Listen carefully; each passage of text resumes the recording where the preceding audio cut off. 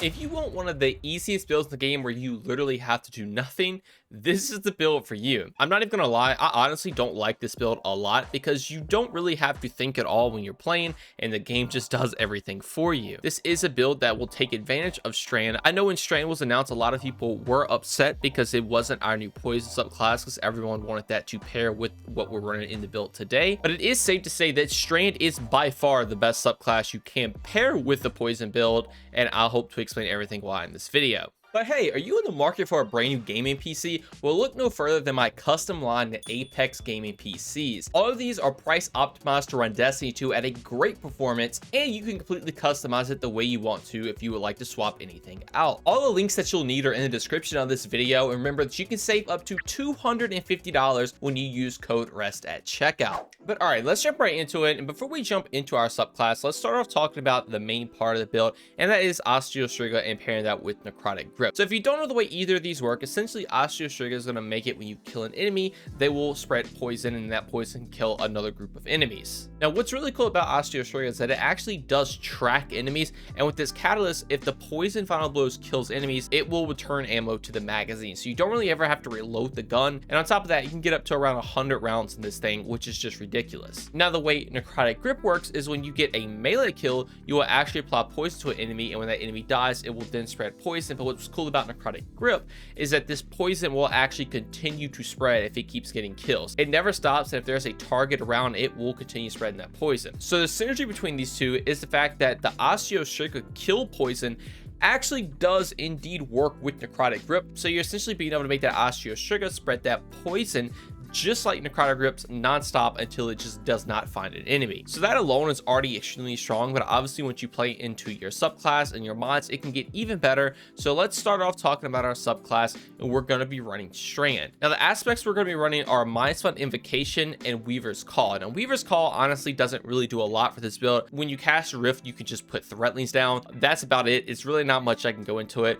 This build will get a lot better as the seasons do progress, because we probably will be receiving brand new aspects. I'm pretty sure they've already said we were going to get those, so I imagine once we can replace this, the build will be even better. But the main one we need to talk about that's going to be really good for the rest of the whole year is Mind Spun Invocation. So this is basically going to just improve all your grenades, but the main thing is when we're running the Shackle Grenade, if we take a look, it says press and hold to assume your Shackle Grenade and activate Weaver's Trance. Final blows while Weaver's Trance is active creates a suspending detonation. So if you've watched my other Strand videos on the Hunter and Titan, you already know how stupidly strong Strand is. It is by far the best aspect of Strand. It basically just takes what freeze was your stasis and turns it up to 11. So what this is going to do is going to make it when you consume that Shackle Grenade, you're going to get 25 seconds of this buff called Weaver's Trance.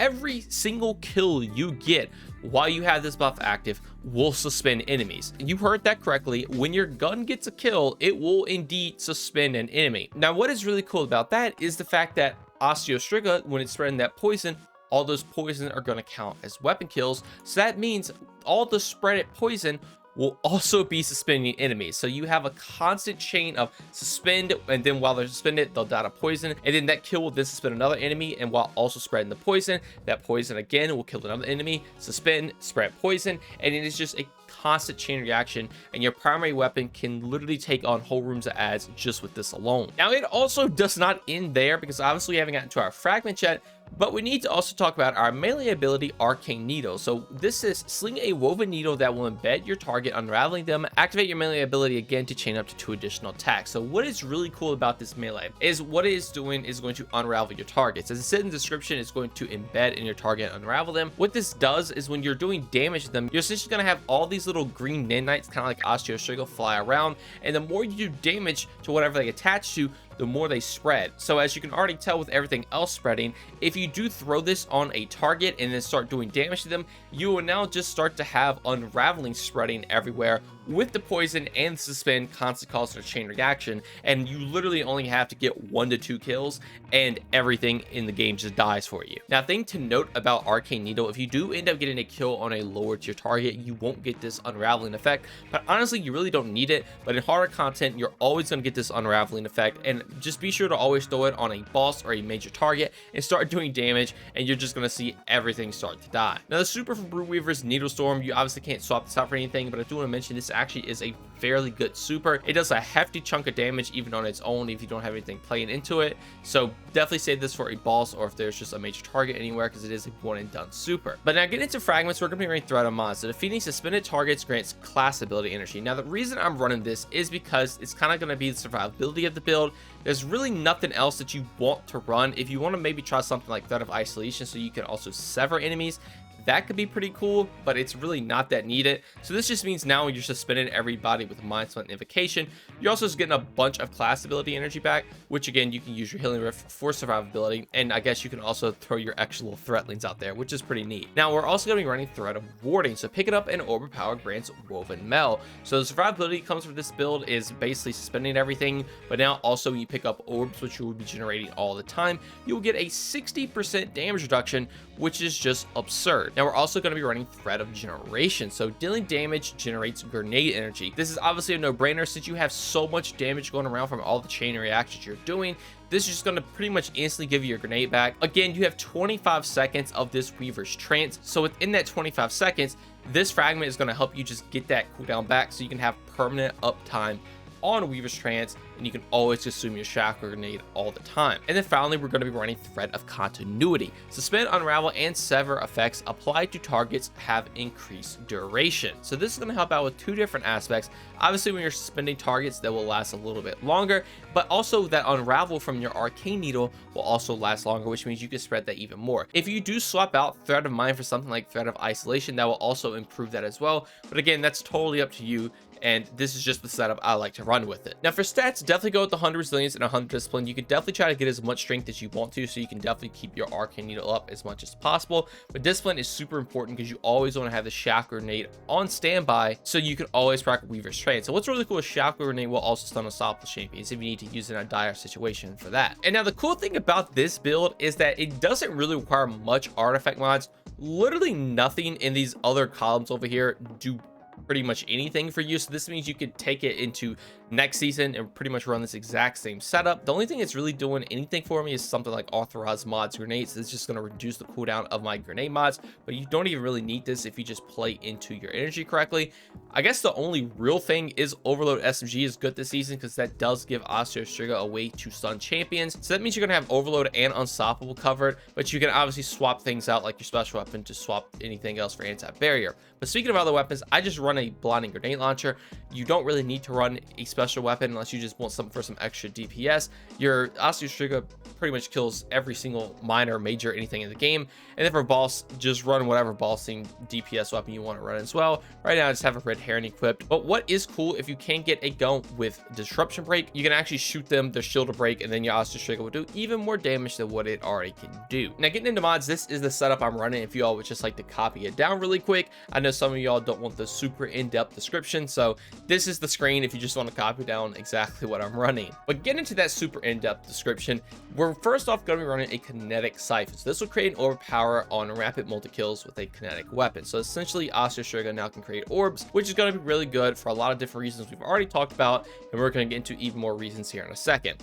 Now, I'm also going to be running a heavy ammo finder and a heavy ammo scout. This is just going to generate more heavy ammo, and then this will also make the ammo I generate for myself be able to be applied to my teammates as well. So they would just also get some extra ammo, which is nice. Now for our arms, I do just have a Void Loader equipped to help reload that Red Herring a little bit faster. You can obviously swap this out for whatever DPS weapon you're running. You can swap the element out literally for anything you want to. You can even run additional mods like Impact Induction, so when you cause damage with your melee attack, you'll reduce your grenade cooldown.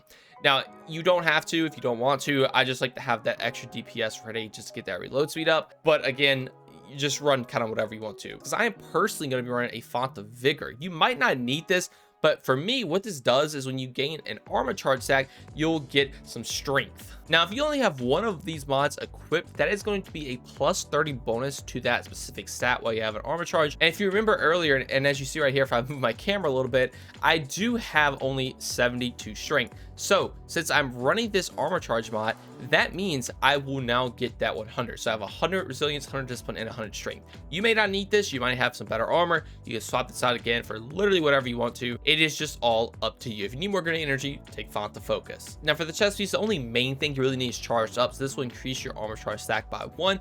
You can then just swap out whatever resistant mods you need for whatever content you're going into.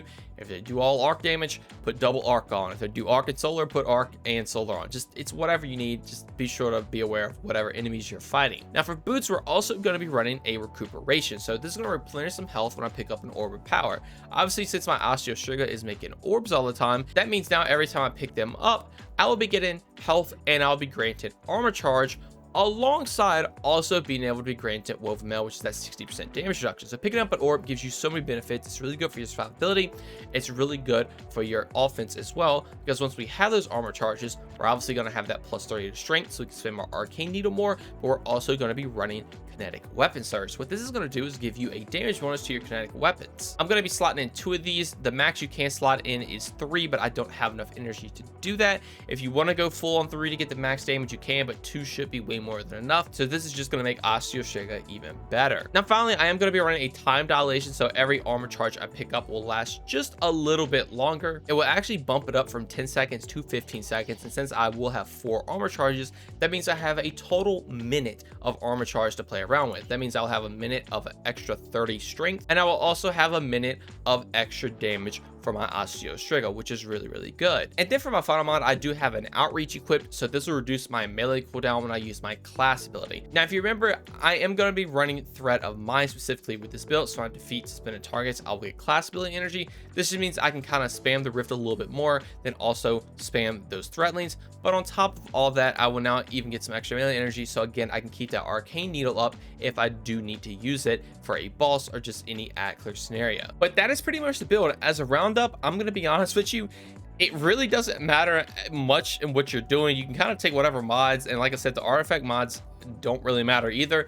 The only thing is you need to make sure you do have Osteo Sugar and Necrotic Grip, and also be running Mind Spell Invocation with the Shackle Grenade. The only thing I can recommend really is just to make sure you keep your grenade charge up as much as possible. You're going to get your class ability back, you're going to get your grenade back. On top of all that, Threat of Warning is going to give you some damage reduction, Threat of Continuity, which just make everything last longer for the build. You have health comeback, recuperation, and you're even regenerating a bunch of heavy ammo for you and your teammates. Now, if you are curious about the transmog, this is all the shaders and ornaments I am running. Let me know if you guys like this. I was kind of trying to go for just a futuristic poison witch doctor, I guess, this time around.